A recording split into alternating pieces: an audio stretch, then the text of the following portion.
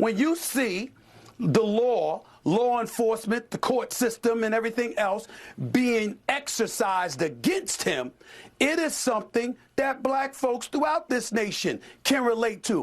A few moments later.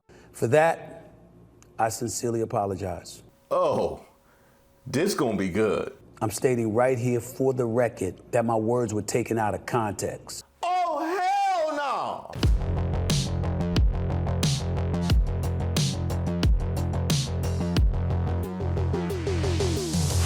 Okay, when we last saw Stephen A. Smith, he was hamming it up with his man, Sean Hannity. He hates to admit he's a friend of mine.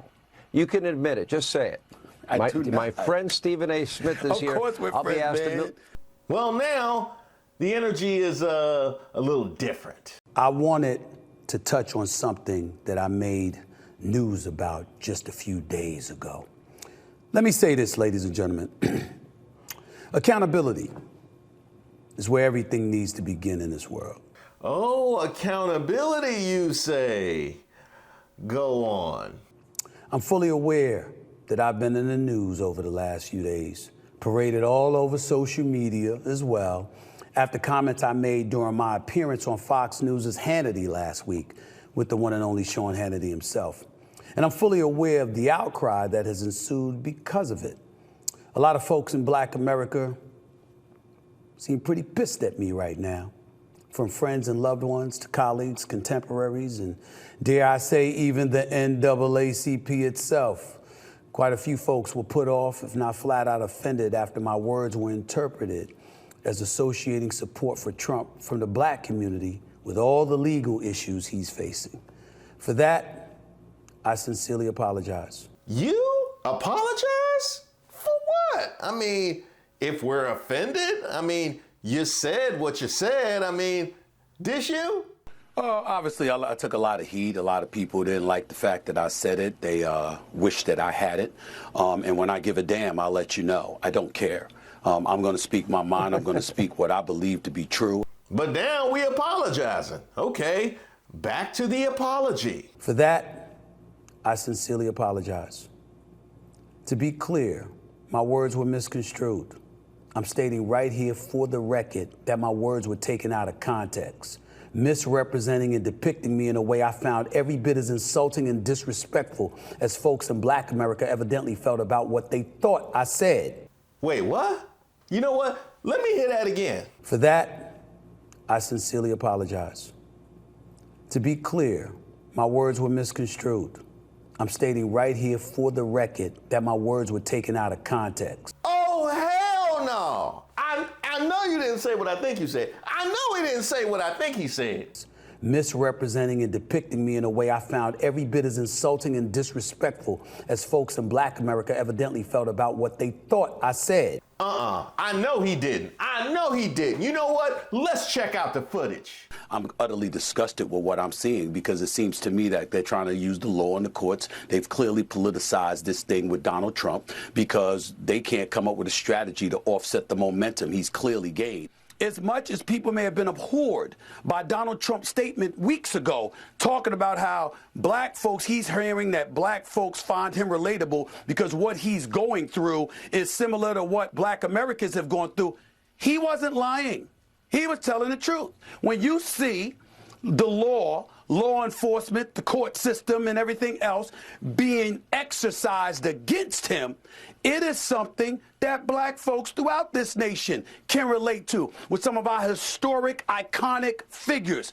We've seen that happen throughout society. So no matter what race, what ethnicity you may emanate from, we relate to you when you're suffering like that because we know we have. And that's what he articulated. As unpopular as it was, as much as we didn't like to hear it, it's the truth. So I guess listening to your words and using the traditional English definition of those words is misrepresenting, apparently. Like, who you think you talking to? You think you talking your way out of a he say, she say lover's quarrel or something? You think somebody said they saw something at the club? We got the receipts. We got you on 4K. Blacks who refuse to support Trump are aware of his history of issues. And we'll never forget. We? Did he say we? Blacks who refuse to support Trump are aware of his history of issues. And we'll never forget how Trump claimed Obama, the nation's first black president, wasn't even qualified to hold office because he was born in Kenya. Okay, if you refuse to support Trump, then what was going on Hannity, sorry, your friend's show, to parrot Fox News talking points about? Because that sounds a lot like supporting Trump. 5 polls, count them, 5. Emerson, NBC News, Daily Goss, New York Times, and Rasmussen, all big national polls had Trump leading over the last few weeks. Plus, according to 538, recent local polls also put Trump ahead in battleground states. He's up 6 points in Michigan, Arizona, and Georgia each. Insofar as Trump gaining support in the black community, well, how about various publications with these headlines? The Chicago Tribune: this time Trump really does seem to be making black voter inroads. Why? The Washington Post: voters of color are shifting right. Are Democrats doomed? How about the New York Times? As black voters drift to Trump, Biden's allies say they have work to do. Axios wrote: big Biden bummer. New York Times Siena poll shows gaps with key demographic groups. Wall Street Journal: Biden loses support among black men. The Hill: Biden losing support among black voters in swing states, survey. Al Jazeera: why are black voters backing Donald Trump in record numbers? And CBS News: black voter support for Trump up from 4% to 23%, poll finds. Why did I say all of that? Because I want to show you I didn't just open my mouth. I read, I listened, and I've seen a momentum shift, as we all have. Okay, Stephen A., you know what?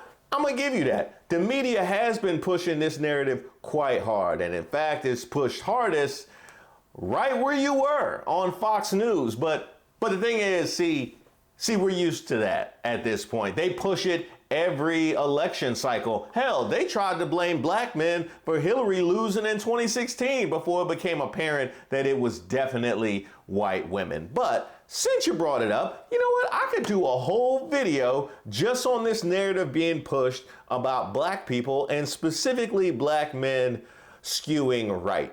And while we're at it, well, there are a number of different reasons why Biden finds himself in the situation he's in, not the least of which is, Israel and everything that's been going on with these protests happening across the country, which I am actually going to address as a Columbia alum. I find it is my duty. So be on the lookout for that as well. Not you, Stephen A. No, just find Sean Hannity. Who was on crack?